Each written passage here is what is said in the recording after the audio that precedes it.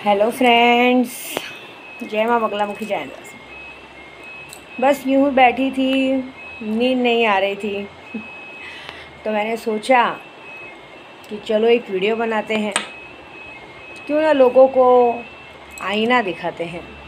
ऐसे ही मैं स्टेटस डाल रही थी, उसमें आ रहा था कि लोगों को सच्चाई दिखानी बहुत ज़रूरी है। तो बस यही मन में आया कि चलो एक छोटा सा वीडियो बनाते हैं, लोगों को ज़िंदगी का आईना दिखाते हैं। शायद कुछ फ़र्क पड़ जाए इन लोगों को, शायद कुछ फ़र्क पड़ जाए इन लोगों को, नहीं तो बेगानी दुनिया है, किसे समझाने बैठे हैं। क्या होता है मालूम है? सबसे पहले काम की बात देखो, मैं अभी भी कहूँगी कि मुझे पता है सब सोचते होंगे कि विद्या देवी बोलती है, लेकिन विद्या देवी से जीना सीखो। मैंने ज़िंदगी में हर वो समंदर पार किया है जो शायद कोई सोच भी नहीं सकता। दुनिया सबको बड़ी आसान लगती है, लेकिन कोई मुझ जैसा जी नहीं सकता। दुनिया सबको बहुत आसान लगती, कोई मुझ जैसा जी नहीं सकता। लेकिन एक बात है, विद्या देवी बनो एक बार, कसम से जीने का मज़ा आ जाएगा। एक आज़ाद पंछी की तरह करो तो बड़ा मज़ा आएगा। मैं आज लोगों को अभी भी कहूँगी, जो लोगों ने मुझ पर भरोसा किया, इन सबका काम मैंने बखूबी किया है। जिन लोगों ने मेरा नाम ख़राब किया है, बस मैंने उन लोगों को बाजू रखा है। कुछ लोग हैं, आज एक महाराष्ट्र से वंदना ताई, ये लोग हैं जिन लोगों ने अपनी देवरानी और देवर को मुठ करनी कराने के लिए पैसा दिया था। मैंने उन्हें कहा है कि मैं मंडे को उनका पैसा वापस करने वाली हूँ और उनकी पूरी वीडियो डालने वाली, क्योंकि ऐसे लोगों को, इनके परिवार, इन लोगों की बातें जानी बहुत ज़रूरी हैं कि इन लोगों का काम होता है। क्योंकि आज उसके देवर देवरानी बहुत बुरी तरीके से परेशान है, उनकी हालत भिखारी जैसी हो गई है। करवाने वाले ये लोग हैं और बाद में ये औरतें इतनी बेशर्म रहती है कि सबके साथ मांगने का है इनको, फिर पैसे मांग के सोचते अरे विद्या देवी को क्या पता चलेगा। तो ये कहूँगी कि एक 21,000 की शक्ति लेने पे जो थोड़ा बहुत पैसा आपके घर तक आता है ना, ये इसलिए कि आपकी मदद हो सके, आपकी लड़की की शादी हो सके, आपकी महल हो। शादी से याद है, जैसे आज ही हमने विशाखा बहन के लिए मदद किया, उधर भी एक मजाक बन गया। बेचारा मेरा कैटरस वाले भाई सुबह 5 बजे के पहुँचे थे। इन लोगों ने वो कहते ना, जहाँ पे शादी थी वहाँ पे आर्य समाज, वहाँ का उन लोगों ने ताला ही खुलवा के नहीं रखा था। बेचारा 5 बजे पहुँचा था। सुबह उन लोगों ने कुछ किया नहीं। बेचारा यहाँ से, मैंने उसको कहा था कोल्ड ड्रिंक रखने को, यहाँ से जूस लेके गया था, अच्छा खासा फ्रेश। बोला जूस पिलाऊंगा। माँ दीदी बारिश में कहाँ कोल्ड ड्रिंक कोई पीता है, सर्दी हो गई ना, ठीक है। उसके बाद आप कहते हैं ना, अगर आप किसी को मदद करो तो इंसान हाथ नहीं गला पकड़ता है। उनका मिस्टर बड़े ताव में आके मेरे कैटरस वाले भाई से बोलते हैं 125 आदमी है, देख लेना यहाँ पे आज एक छोटा सा प्रोग्राम रखो, पर प्लेट 350-400 रुपये मिलती है। उन्होंने कहा था 60-70 जन का खाना है, कैसे कैसे हो जाएगा। हमने 100 जनों का खाना रखवाया। एटीट्यूड तो देखो बंदे का। वो तो छोड़ो, 4 दिन पहले की बात है, वो बंदा भी मुझे किसी की वीडियो भेजता है नोट पलटी मारने की। कोई पुराने जो नोट सब बंद हो चुके हैं, नोट पलटी मारो, ये करो। अरे पहले तुम्हारी बेटी की शादी पड़ी, वो देखो ना यार। एक तो तुम ऐसे ही सबसे मदद मांग रहे हो, ऊपर से ये सारी वीडियो भेज के अपने आप को फिर मुसीबत में डाल रहे हो, ऐसी बात। तो यही बोलूँगी कि 21,000 की एक छोटी सी शक्ति लेने पे अगर आपके अकाउंट में 10-12 लाख रुपए एक हफ्ते में आते हैं, कोई बुरा नहीं है। विद्या देवी हर कुछ कर सकती है, विद्या देवी को कम में मत हाको। बहुत से लोग हैं जो विद्या देवी को कम में हाँकते हैं, सच बोल रही हूँ। मैंने 7 साल की उम्र में ही अपनी जर्नी शुरू कर दी थी। चलो आज हम आपसे अपनी कुछ बातें शेयर करते हैं, इन सबको आईना दिखाते हैं।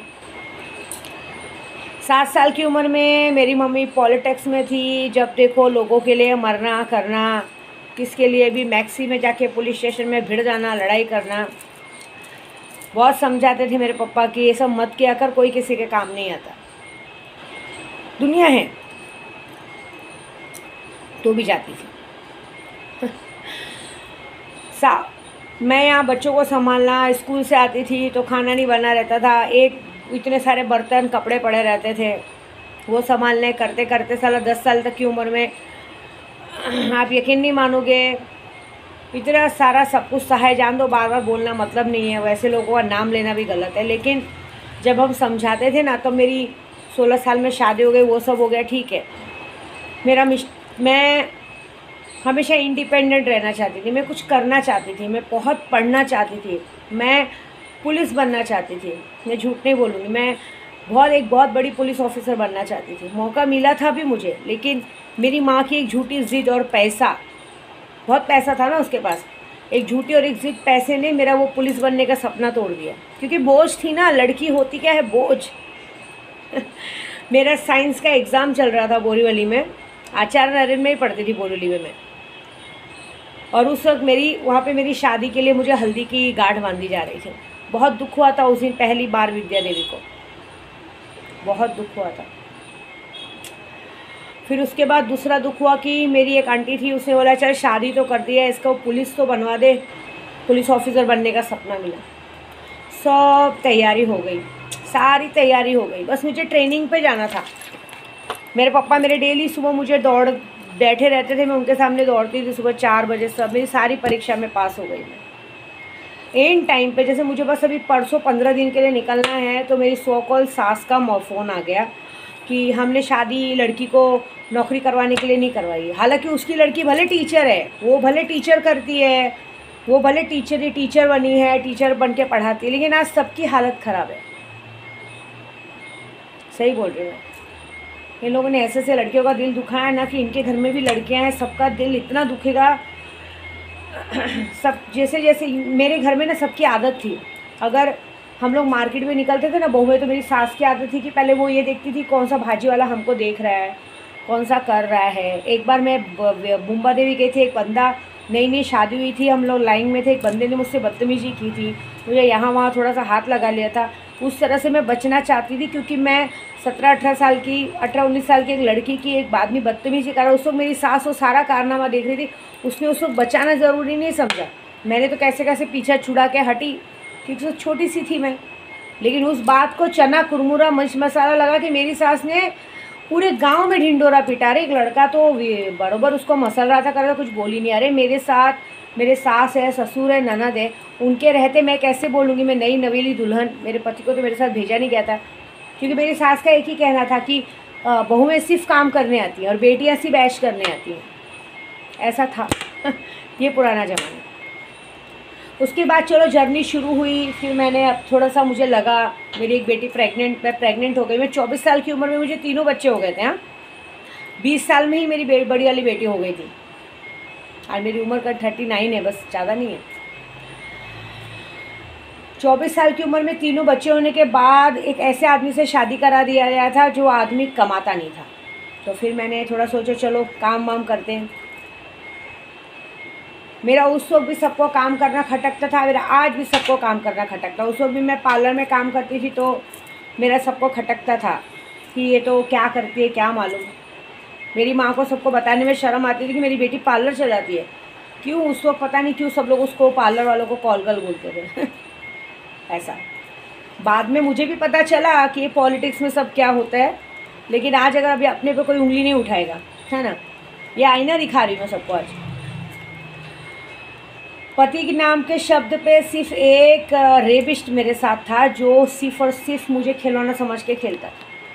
अगर मुझे कभी कल रात हो जाती है, जब एक औरत को 24 साल की उम्र में 3 बच्चों की माँ बना दिया जाता है ना, तो औरत पहले तो ये सोचती है कि मैं दिन भर ऐसा क्या करूँ कि बच्चों के हर ख्वाहिशें पूरी कर सकूँ, है ना। तो जो सही लगा, जैसा लगा, मैं करती गई, बिज़नेस करती गई, आगे बढ़ती गई। भगवान ने एक वक्त आया, मैं पूजा पाठ में तो थी पहले से, धीरे धीरे मैं पूजा पाठ में मेरा और आगे बढ़ा। मुझे ऐसा लगा चलो लोगों की सेवा करनी चाहिए। मैं पहले से ही लोगों का पूजा पाठ देखती करती एक वक्त ऐसा था कि मेरे घर में लोग 1 से 1 रुपया देते थे आके। उसके बाद मैं 11,000 पाने लगी। उसके बाद अचानक से मैं लाखों रुपए पाने लगी। ऐसा समझ रहे हो। बहुत आगे बढ़ी। बहुत लोग मिले। बता रही हूँ आपको। बीच में अभी किसी एक लेडीज़ का मुझे मैसेज आया था, जिस लेडीज़ ने मुझे, जब मेरा बुरा वक्त था, उसने मुझे चक्रवर्ती ब्याज में लूटा था। मतलब एक लेडीज़ थी हमारे, मैं बताऊंगी नहीं उस जगह का नाम, वो वहाँ पे 2-3 लेडीज़ ऐसी थी ना कि उन लोगों ने मुझसे पैसे कमा के ज्वेलर की दुकान खोल ली थी, कपड़े की दुकान खोल ली थी। और वहाँ उन लोग का झगड़े का नाम इतना ख़राब था कि वो लोग किसी से भी झगड़ा करने के लिए नंगे हो जाते थे। नंगा नाच एकदम बिंदास, समझ रहे हो।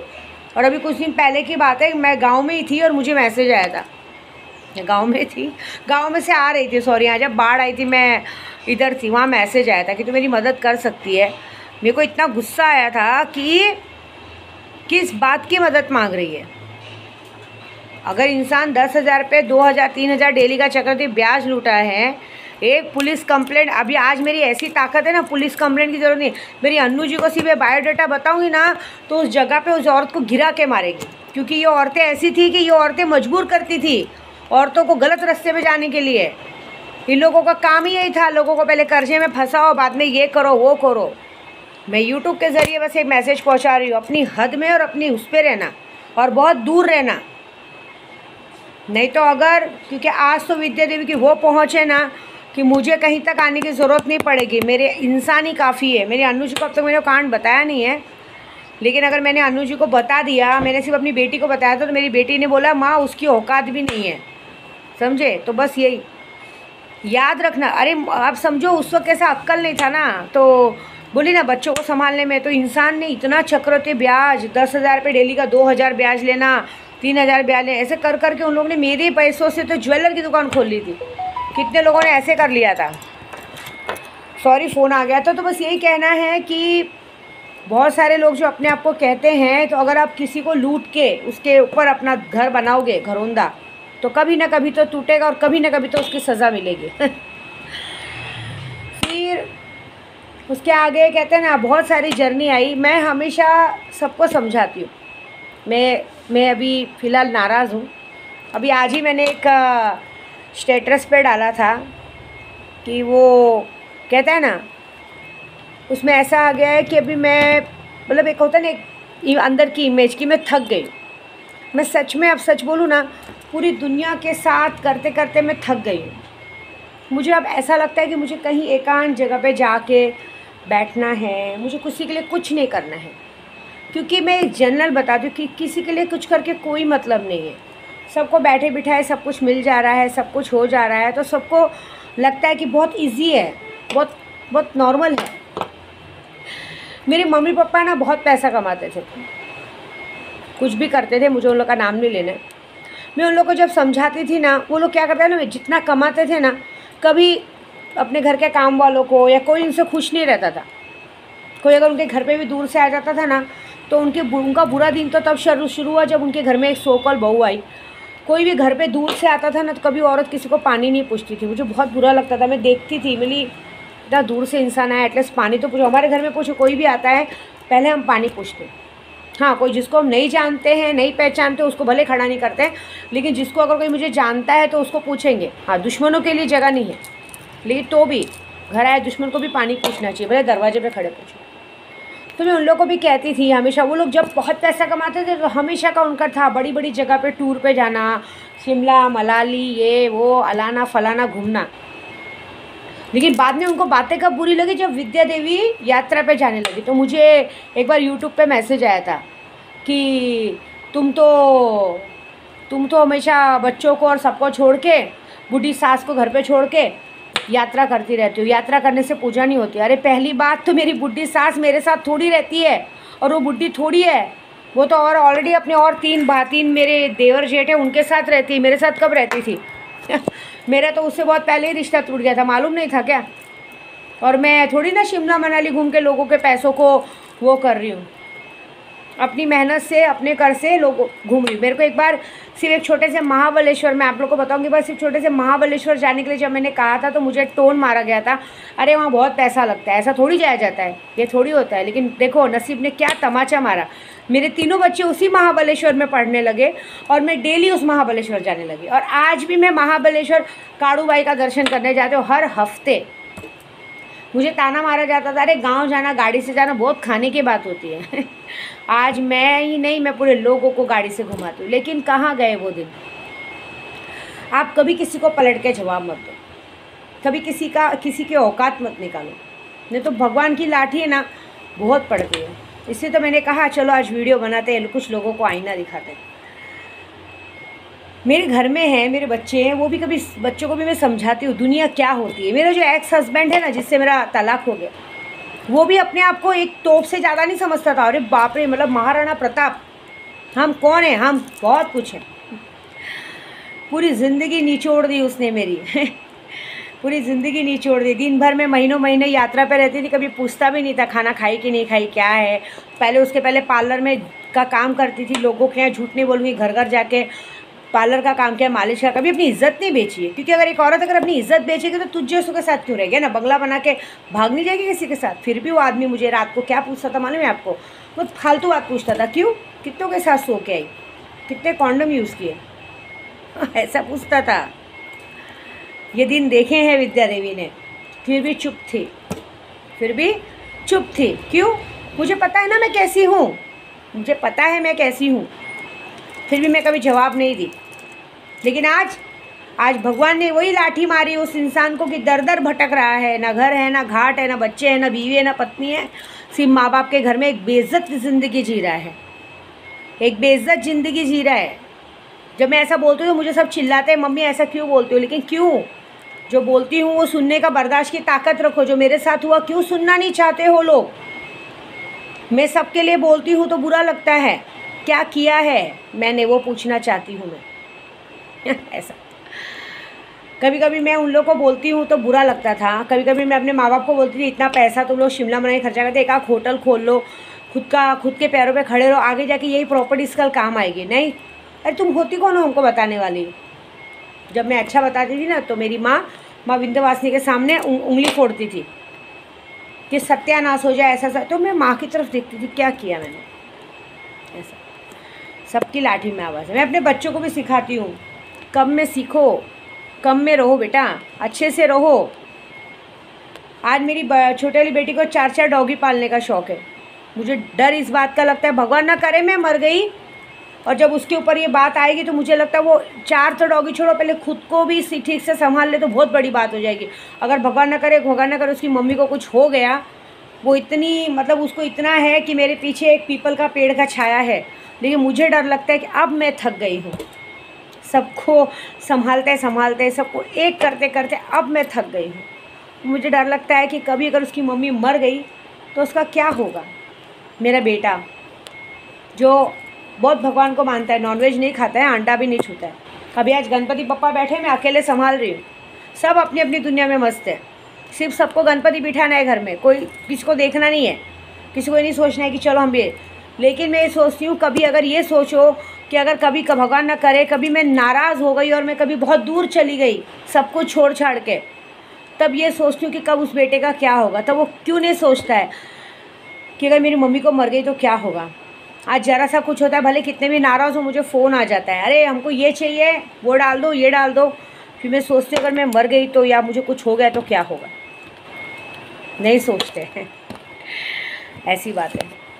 देखो एक माँ होती है ना, वो अपने बच्चों के लिए हर काम करती है। अगर किसी के साथ जाके सो भी गई ना तो उसको खुद को शौक़ नहीं होता। मैं एक जनरल बात बता रही हूँ, कितनी औरतें कॉलगर्ल बन जाती है ना, अपने बच्चों के लिए बन जाती है, वो अपने शौक़ के लिए नहीं, बच्चों के लिए। लेकिन अगर बच्चे उस बात को ना समझे तो गलत बात है। मेरे बच्चे ऐसे नहीं, मेरे बच्चे बहुत अच्छे। मैं एक बात बता रही हूँ, आज सबको सिर्फ आईना दिखा रही हूँ कि डर लगता है मुझे कि मैं बहुत थक चुकी हूँ। मुझे अभी पता है आपको क्या बोलूँ, मुझे अब घुटन हो गई है, मुझे अब यहाँ घुटन हो रही है कि मैं यहाँ से कहीं दूर दूर दूर चली जाऊँ, क्योंकि मैं सबसे थक गई। मैं सबको एक बात कहती हूँ, खाओ पियो मस्त रहो, अच्छे से रहो, क्या टेंशन है, क्या फ़र्क पड़ता है कौन पीता है, कौन खाता है, क्या करता है। तुम अच्छे से खुश रहो ना, तुम लोग अपनी दुनिया में मस्त रहो ना। तुम लोग को अपने, अभी तुम्हारी ज़िंदगी खेलने कूदने पहनने ओढ़ने की है, अपने खेलने कूदने ओढ़ने में मस्त रहो ना। और ये बात कहाँ की है, ये बात कहाँ की उम्र का तकाजा कि कोई और प्यार नहीं कर सकती। हाँ, यहाँ तो मैं प्यार करके भी बदनाम हो गई हूँ। मैंने एक प्रदू से प्यार किया, उसको भी मेरी नहीं पड़ी है, ऐसी बात नहीं पड़ी है। लेकिन मैं उसको भी कहना चाहती हूँ कि भगवान ना करे, बस अब दिल टूट गया है आपसे, अब दिल टूट गया है आपसे, अब तो आपके पास आने का भी मन नहीं करता है। अब तो दिल टूट गया है आपसे, अब तो अब आपके पास आने का भी मन नहीं करता है। इतनी रूठ गई हूँ अपने आप से कि अब आपको मनाने का भी मन नहीं करता है। मैं सच में, मैं इतनी रूठ गई हूँ अपने खुद से। मैं ये सोच रही हूँ बैठी बैठी कि मैं कौन हूँ, मैं क्या हूँ, क्या थी विद्या देवी और क्या कर रही है विद्या देवी किसको मना रही है। अरे मैं कभी प्रभु को पूछूंगी कि एक ड्राइवर आता है हमारे यहाँ, सुबह से शाम तक बैठा रहता है। मैं बोलती हूँ चलो समझ लो मैंने छोड़ दिया तुम्हारा हाथ, जाओ ज़रा तुम भी कहीं नौकरी करके दिखाओ, जाओ कहीं गाड़ी की ड्राइविंग की नौकरी पकड़ो, दिन भर गाड़ी की चाबी लो हाथ में, सुबह से शाम तक पार्किंग में बैठे रहो और यूं ही मोबाइल पकड़े रहो। तुम्हारा तो काम ही है। कुछ ना रहे तो तुम्हारी लड्डू की मम्मी खुश हो जाएगी, दिन भर वीडियो कॉल करते रहो, शाम को चले जाओ थक हार के और वही सड़ी गली सी दाल, पतली सी पानी जैसी दाल और चावल पाओ खाने में। क्योंकि मुझे पता है ड्राइवर की पगार इतनी नहीं होती है। फिर याद करो मुझे बैठ के, कोई तो था जो मुझे अपना मानता था, कोई तो था जो मुझे सर आँखों पे रखता था, कोई तो था जो मेरे लिए अपनों से लड़ जाता था। फिर भी मैंने उसके साथ क्या किया। क्या होता है मालूम है, एक औरत को ना हर कोई कुत्ता समझता है, चाहे बच्चे हो, चाहे पति हो, चाहे सास हो, चाहे माँ हो, चाहे बाप हो। हर औरत एक दिन सास बनती है, हर औरत एक दिन माँ बनती है, लेकिन पहले भूल जाते हैं। मैं तो आज जैसी हूँ बाद में भी वैसी रहूँगी, लेकिन मैं आज सबसे रूठ गई हूँ। मेरा दिल टूट गया है, क्योंकि मुझे ऐसा लगता है कि मैं किसके लिए कमा रही हूँ, क्यों कमा रही हूँ। इतना सारा सुख देने के बाद भी हर कोई क्यों इस भीड़ में लगा हुआ है। मैं सबको ये कहती हूँ, मिल रहा है चुपचाप खाओ पियो मस्त रहो ना, पड़े रहो ना। भगवान यहाँ पे लोगों को एक दिन का खाना नसीब नहीं होता, तुम लोगों को क्या क्या नसीब होता है। मैं बोलती हूँ कि आज जो मेरे बच्चों के साथ सब दोस्त बन के सब घूमते हैं, उनको पूछो अपने दोस्तों को कि जो सुख तुमको मिल रहा है उनको मिलता है क्या? इतने बड़े बड़े घर के बच्चे होने के बाद भी जो फैसिलिटी तुमको है उनको है क्या? नहीं है। मेरे प्रदू को बोलती हूँ मैं, मेरे प्रदू की एक गंदी आदत है, वो थोड़ा ड्रिंक करते हैं। उनकी आदत कैसी, खुद तो ड्रिंक करते करते पूरे गांव को कराते हैं। ऐसा मतलब कभी बचाने को नहीं देखा है उन्होंने कि अरे नहीं मैं क्यों करूँ, नहीं कराते हैं। मैं भी मना नहीं करती, लेकिन मैं एक बात बताती हूँ कि भगवान न करे अगर मैंने तुम्हारा साथ छोड़ दिया, सोचो तो यही दोस्त तुमको ड्रिंक कराएंगे क्या डेली? क्योंकि तुम्हारा कोटा तो थोड़े वोड़े से भरता नहीं है क्या कोई जो दिन भर तुम्हारा पैर दबाएगा? है क्या कोई जो तुम्हारे नखरे उठाएगा? है क्या कोई जो तुमको जो चाहो मिलेगा? मैंने कभी नहीं देखा कि ये इंसान मेरे लिए सोचा हो। ये हमेशा सिर्फ अपने लिए सोचता है। और क्या बोलता है मैं, अरे फ़र्क नहीं पड़ता, चल फ़र्क नहीं पड़ता। फ़र्क पड़ेगा जब विद्या देवी हाथ छोड़ देगी। दोस्त यारों ने कभी नहीं बोला यार मुझे लाके पिला। आज तुम्हारे दोस्त क्या बोलेंगे, यार तेरे जैसा यार कहाँ। गाना है ना, तेरे जैसा यार कहाँ। और कल वही बोलेंगे अरे इसके जैसा बेवकूफ़ कहाँ। इतनी अच्छी तो मिली थी, अच्छा खासा सारा आँखों पे रखती थी, इसी के गांड में चर्बी, इसको ही संभालने को नहीं आया। हम लोग भी जब समझाते थे तो पीने के बाद बोलता है मेरे को फ़र्क नहीं पड़ता, फ़र्क नहीं पड़ता। क्योंकि मेरे प्रदू को पता है, उसको ये मालूम है कि मेरी बीवी मुझसे 2 दिन 4 दिन नाराज़ रहेगी लेकिन मेरे पास आएगी। लेकिन ये नहीं पता है कि एक इंसान जब थक जाता है, उसकी लिमिट क्रॉस हो जाती है तो किसी को नहीं करता है।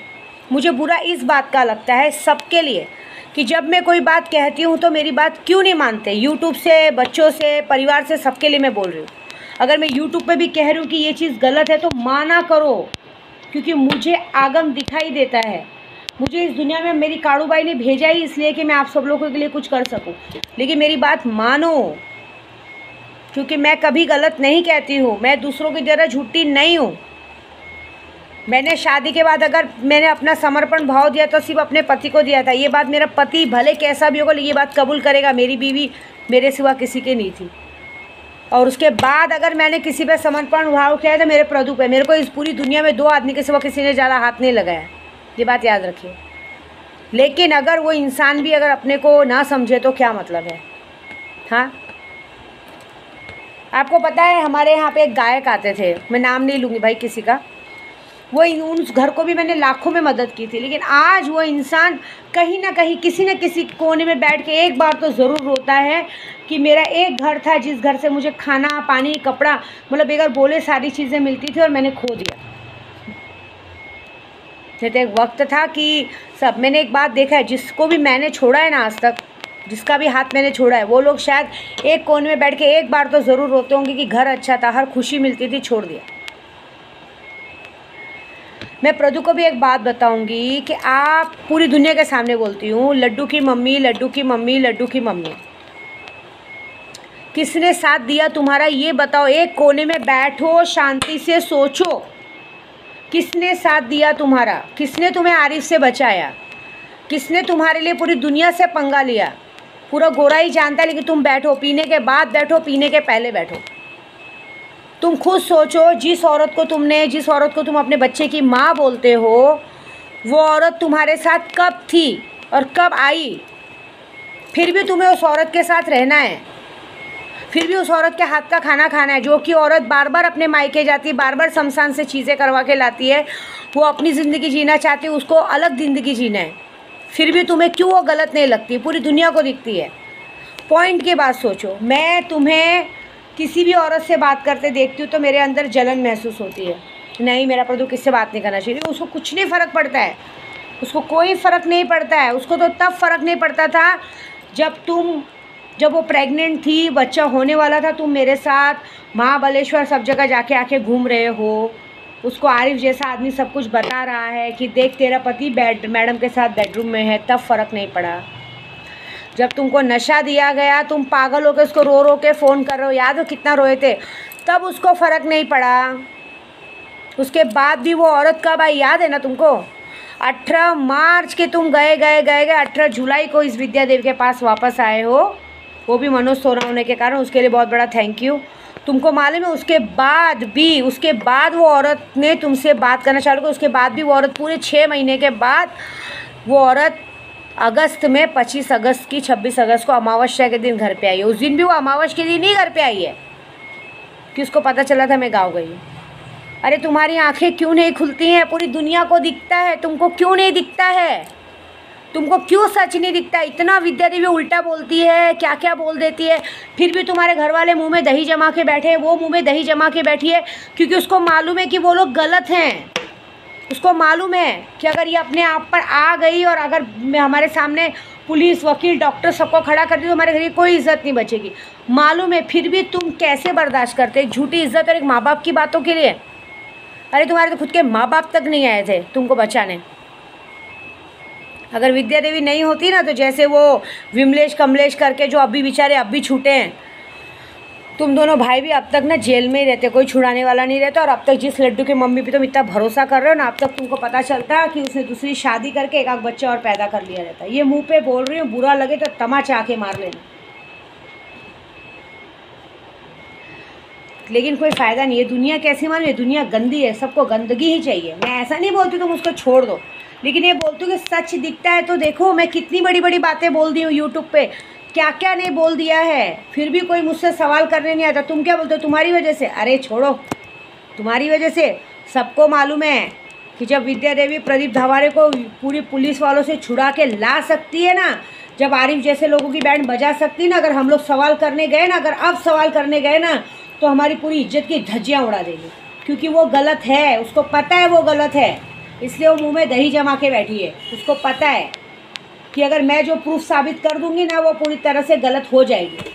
लेकिन इसके लिए मैं कुछ नहीं कर सकती, कुछ भी नहीं कर सकती, क्योंकि तुम लोग जैसे लोगों को कुछ नहीं बोल सकते। ये बात याद रखो, मैं नहीं, वक्त बताएगा, सब यही बोलेंगे। आज जो भी जिसका भी रुतबा है विद्या देवी से है। मैं सच बोलूँ, मैंने बप्पा बिठाया है, कल का मेरा प्रोग्राम कैंसिल हुआ, उस बात से मैं दुखी हूँ, लेकिन इतनी भी दुखी नहीं हूँ मैं। प्रोग्राम में एक दिन में सेट कर सकती हूँ, लेकिन प्रोग्राम करने के लिए दिल में प्यार होना चाहिए, आपस में लगाव होना चाहिए। अरे मैं बोलती हूँ, बच्चों को बोलती हूँ, किसको क्या फ़र्क पड़ता है वो पी रहा है, खा रहा है, क्या कर रहा है। मैं अघोरी हूँ। अघोरी में तो अगर लड़कियाँ डेट हो जाते भी, मेरे घर में मेरी बेटी डेट आ गई, मेरे घर में एक और बेचारी बच्ची मेरे घर में पूरा संभाल रही है इस वक्त, वो डेट आ गई, तो क्या मैंने उनको भगा दिया घर से? नहीं, चलता है। हम अघोरी हैं। अघोरियों में कामाख्या में सीधा बोला जाता है, योनि मुद्रा की पूजा करते हैं हम। क्या फ़र्क पड़ता है? क्यों दूसरों की सुनी सुनाई बातों में आके अपने घर में आग लगाने का? बताओ। इससे मैं सबसे थक गई हूँ। हर साल मेरे घर में नवरात्रि में जमावड़ा लगता था, धूमधाम से मैं करती हूँ। हाँ, मैं नवरात्रि इस बार मैंने मना कर दिया, क्योंकि मैं भगवान की बेइज्जती नहीं कर सकती। सबको सिर्फ भगवान बिठा लेना है, तैयार कर लेना है, सबको आके भगवान के साथ सेल्फी खींचनी। सेवा कौन करेगा उनकी? मंडप में जाके तुम लोग सेवा करते हो, यहाँ कौन करेगा बप्पा की सेवा? यहाँ विद्या देवी चाहे नाराज़ हो चाहे खुश हो, तो भी पापा की सेवा करती है। प्रदू से मेरे शिकायत है, चलो ठीक है, अगर कहते हैं मत पियो तो तुमको तुम्हारा काम है कि मत पियो, चलो जानता है ना मेरी बीवी अगर जिस तरह से नाराज़ है, नहीं पीऊँगा मैं 11 दिन, नहीं करूँगा, लेकिन नहीं, उन्हें दोस्त चाहिए। देख लेना प्रदू, एक वक्त ऐसा आएगा ना कि जिस दिन विद्या देवी थक हार के एकदम दूर चली जाएगी ना, उस दिन तुम लोग बहुत पछताओगे। ये देख लेना, ये कोई काम नहीं आएंगे। ये दोस्त यार जिनके लिए आज तुम खड़े हो, गूगल पे खेलते हो ना, पैसा बहुत ज़ोर से बोलता है बच्चों, पैसा है, क्योंकि विद्या देवी ने बहुत नज़दीक से ज़िंदगी देखी है। जब मेरे पास पैसा नहीं था ना तो हर कोई मेरी बेइज्जती करता था, हर कोई मुझे नोच के खाने के लिए देखता था, लेकिन आज अगर पैसा है ना मेरे पास तो हर कोई मेरे से 500 क्या 1000 किलोमीटर दूर पे खड़ा रहता है, फाड़ के फेंक देगी है। मेरे को कोई गुंडे नहीं पालने, कुछ नहीं, मैं वन मैन शो काफ़ी हूँ। लेकिन तुम सबको भी आईना दिखेगा, एक दिन दिखेगा। मैं तुम सब लोगों से इतनी कंटाल चुकी हूँ ना कि देख लेना, बस ये गणपति, मैं अगर गणपति बप्पा नहीं बैठे हो ना तो मैं आज का आज गायब हो गई होती घर से, सच में। तुम लोगों को झूठे रिश्ते चाहिए, झूठे नाते चाहिए। अरे प्रदू, मैं एक बात बोलती हूँ, जिस माँ बाप को तुम अपना माँ बाप बोलते हो, तुम 1 महीना अपने माँ बाप को पैसा तो मत दे के देखो, और उसके बाद तुम मांगो, देखो तुम्हें क्या इज्जत मिलती है। पता चल जाएगा दूध का दूध और पानी का पानी। एक बार मेहनत तो करके देखो। दिन भर जाओ, मालूम है किए हो एक बार, जल तब में और अब में बहुत फ़र्क है। लोहे में जो जंग लगता है वो जल्दी निकलता नहीं है फिर से, है ना। लोहे में लंग जंग, तुमने एक ऐसी आयशो आराम वाली ज़िंदगी जी ना कि अब तुमसे काम होगा नहीं, और काम हो गया तो बहुत बड़ी बात है, ऐसी बात नहीं, लेकिन करके देखो। एक वक्त आएगा जब सुबह से थके हुए शाम को आओगे ना, तब तुम्हें एक बार तो याद आएगा। आँखों से पानी निकलेगा। हाँ देखो, मेरी अन्नू बोल रही है आँखों में से पानी निकलेगा, कि कोई तो था जो 10 बार फ़ोन करता था कि आओ ना जान, मच्छी बन गई है, बटन बनाया, आओ ना खा लो ना। और कोई तो सिर्फ आपको इसलिए फ़ोन करेगा, अरे कशा आहात, कुठे आहात, क्योंकि तुम्हारी लड्डू की मम्मी को सिर्फ अपनी पनौती शक्ल दिखानी है मैक्सी में, कि आज मैंने ये कलर की मैक्सी पहनी, बताओ ना मैं कैसी लग रही हूँ। भोसड़ा खोल के दिखाओ, देखो ना बाल कितने लंबे हो गए हैं, ऐसे बताएगी वो इसमें की है। मैं घर तक गई थी झगड़ा करने उस औरत को, उस पर फ़र्क नहीं पड़ा, सच बोल रही हूँ, मुझे बुरा लग रहा है। वो अगर तुम जिस दिन तुम काम पे लगोगे ना, सबसे पहले वो खुश होगी कि अरे थैंक गॉड आखिर लग गया काम पे, मैं फ्री। फिर व्हाट्सअप वीडियो कॉल सब चालू हो जाएगा। क्या लगता है तुम उसका नंबर चेंज कर दोगे तो वो अपनी करतूत छोड़ देगी? वक्त याद आएगा, मेरा वक्त याद आएगा, क्योंकि मैं जो बोलती हूँ सच बोलती हूँ, और जो बोला है आज तक वही हुआ है। जीवा पे सरस्वती है मेरे, ये बात याद रखना। मैं किसी के बोलने पे नहीं चलती हूँ, मैंने जो दुनिया बहुत नज़दीक से देखी है दोस्त। पैसा है ना तो हर कोई पूछता है, पैसा है ना तो आज सब सलामी मार रहे हैं। सिर्फ धीरे से, बस मैं 1 महीना बात नहीं करूँगी ना, देख लेना 1 महीने में तुमको तुम्हारे दोस्त यार परिवार सबकी औकात दिख जाएगी। सिर्फ फिर ये विद्या देवी ही याद आएगी। इसलिए मैं सबको हमेशा कहती हूँ, खाओ पियो मस्त रहो, उससे मतलब रखो। अरे तुम तो खुद मतलब ही हो। मैंने तुमको हमेशा देखा है, अरे लाइट वाला आता है, लाइट वाले को 1000 रुपये देते, वो भी याद दिलाते हो, अरे लाइट वाले को 1000 रुपये दिया, वो पार्किंग वाले को पैसा देना, अरे तुम अपने पास से दो ना, मुझे बोलो मेरे पास पैसा ख़त्म हो गया दे, ऐसा नहीं। हर बात में तो तुम भी कमीशन लेते हो, जैसे कि मेरे से मैं दूंगी नहीं। मैंने अपना सर्वे सब तुमको दे दिया, लेकिन तुम उस बात को कभी नहीं समझते। देख लेना, जब दिन भर थक के, मैं तो बोलती हूँ मेरी बातें शायद ईगो पे लगे तो जाओ काम पे जाओ, शाम को आओ, और दिन भर जब पार्किंग में बैठे रहो तो लगाओ अपनी लड्डू की मम्मी को फ़ोन, वो बताएगी आज मैंने ब्लू कलर की मैक्सी पहनी है, बताओ मैं कैसी लग रही हूँ, है ना, ऐसा तो पता चलेगा। मेरी बातें बुरी ज़रूर लगती है, लेकिन कड़वी ज़रूर है, लेकिन सच्ची हैं। एक त्रिया चरित्र औरत अपने त्रिया चरित्र से कभी बाज नहीं आती है, और मैंने अक्सर देखा है, जो औरत हाइट में जितनी छोटी होती ना, उतने औरत छोड़ो, हाइट में जो भी लोग छोटे होते हैं वो अक्सर एक नंबर के मादरचोद होते हैं। वो हमेशा लोगों का बुरा सोचते हैं, उनको कोई नहीं सुधार सकता, ये बात पक्की है। मैं तो बाबा ऐसी हूँ कि मेरा ऐसा है कि मेरा पति सिर्फ मेरा, मैं जिससे प्यार करती हूँ मेरा, मेरे नज़र में अगर मेरा कोई भाई है तो भाई, बाप है तो बाप। मैंने कभी किसी से उल्टा वो बात नहीं की है। लेकिन ये बात समझने में टाइम लगेगा, लेकिन शायद जब तक आप सब लोग मेरी ये बातें समझ पाओगे ना, तब तक बहुत लेट हो चुका होगा। क्योंकि अब सच बोल रही हूँ, मैं कसम खाई हूँ मैंने, इस बार मैं माता रानी को नहीं बिठाऊंगी। मैं इस बार मेरी माता रानी की पूजा विंध्याचल में करूँगी। हो सकता है मैं कामाख्या चली जाऊँ, क्योंकि मेरी पढ़ाई बाकी है। मेरे गुरुजी ने कहा था, बेटा कामाख्या आ जा, तेरे को 10 महाविद्याओं की शक्ति पूरी यहीं पे, मतलब सिद्धि तो तेरे पास है, लेकिन कामाख्या में बैठ के हर 10 महाविद्या के मंदिर में जा के डेली सिद्धि प्राप्त करना बहुत बड़ी बात हो जाएगी। तो मैं सोच रही हूँ वहाँ चली जाऊँ।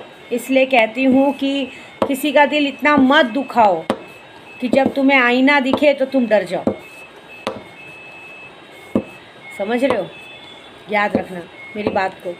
ये एक बात याद रखना कि कोई काम नहीं आया था, मैं ऐसा सुना नहीं रही हूँ, लेकिन आज पहचानता कौन है? एक बात बताती हूँ प्रदू को। प्रदू, आपको कौन पहचानता कि लड्डू की मम्मी आपकी बीवी है? सिर्फ भीमनगर। बाकी पूरी गोराई, पूरी दुनिया जानती है कि आप विद्या देवी के पति हो। समझ रहे हो? आप तो उसके साथ चलते हुए शोभा नहीं देता, ऐसा लगता है कि मौसी और बेटा चल रहे हैं। हाँ, मेरे को तो बताया था, लेकिन मैंने देखा था।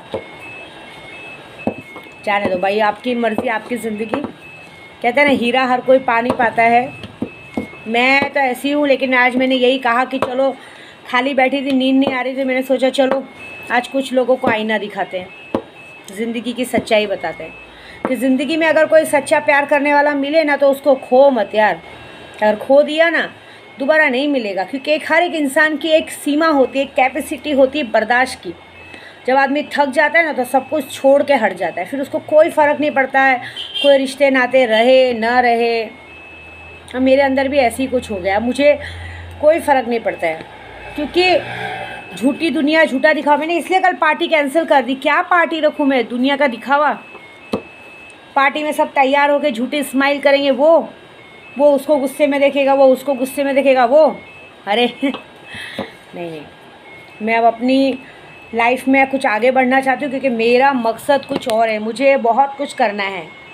मुझे विंध्याचल में लोगों के लिए सीढ़ी जैसा खाने का वो खोलना है, बड़ा सा। मेरे और चित्रानंद भैया का बड़ा सा 5 स्टार होटल खोलना है, वृद्धा आश्रम खोलना है, एक अनाथ आश्रम खोलना है। लोगों के लिए कुछ करके दिखाना है, लोगों को काम देना है, बहुत कुछ करना है। मेरा अस्तित्व बनाना है। मेरा एक बार काम चालू हो गया ना, तो विद्या देवी आपको गोराई में नहीं, फिर विंध्याचल में मिलेगी। क्योंकि मेरा सपना ही वही है कि मेरा बुढ़ापा भी वहीं जाए, और मेरी कहते हैं ना, मौत होने पे गंगा नदी मिले। तो मैं तो चाहती हूँ मेरी मौत हो तो मैं विंध्याचल में ही मरूँ, बस। लेकिन ये बात है कि जो गलत है सो गलत है, कुछ ना कुछ तो मिलेगा, ये बात तो पक्की है। जो मेरी बात नहीं मानता है ना, वो मेरे दिल दिमाग से ही उतर जाता है। फिर वो चाहे मरे जिए, मुझे उससे कोई फ़र्क नहीं पड़ता है। तो बस कैसी बात है।